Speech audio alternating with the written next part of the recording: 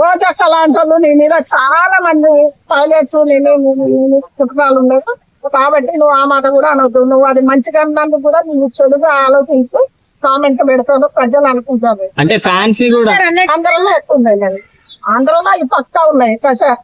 మా ఆంధ్ర కూడా నేర్చుకుంటా, మా తెలంగాణ కూడా నేర్చుకుంటాను. అటు తిట్టుపాటాలు ఒకప్పుడు లేవు, ఈ మధ్య తిట్టుపాటాలు అలా వచ్చినాయి కానీ ఆంధ్రలో ఎక్కువ ఉన్నాయి రాజకీయాలు. అంటే ఫ్యాన్స్ కూడా అన్నారు లేదు, నవ్వుకుంటూనే అనవచ్చు.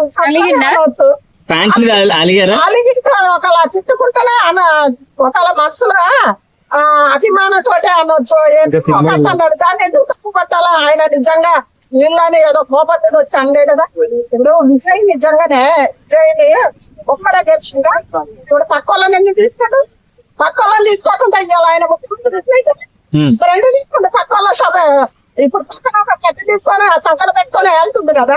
మరి అది ఆలోచించాలే. విజయ్ అంటాడు, ఆయన పక్కన వాళ్ళని కాంగ్రెస్ వాళ్ళని పెట్టుకుంటేనే ఆయన ముఖ్యమంత్రి అయిండు. మరి ఈయన పవన్ కళ్యాణ్ ఒక్కడే నేను తీసుకోపోయినాడు వచ్చిండు గెలిచిండు. ఆయన చేతన ఆయన పనులు ఆయన చేస్తాడు.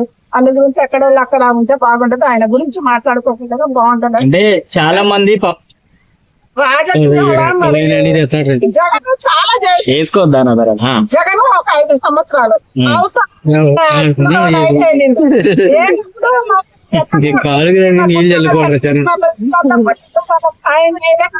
నేను కూడా లక్ష్మీలాగా తయారైతాను. బాగుంటూనే ఉన్నాను. ఇది టాపిక్ జగన్ సాయం లేదు. ఆయన మంచి ఇల్లులు కట్టుకోరు కానీ ఎక్కడో కరెంట్ లేదు. ఎంత పుణ్యం ఆయన కట్టుకుంటారు. అక్కడికైతే ఆయన పుణ్యం చేసుకున్నా బాగుంటాడు. ఎవరేమనుకున్నా ఏం కాదు.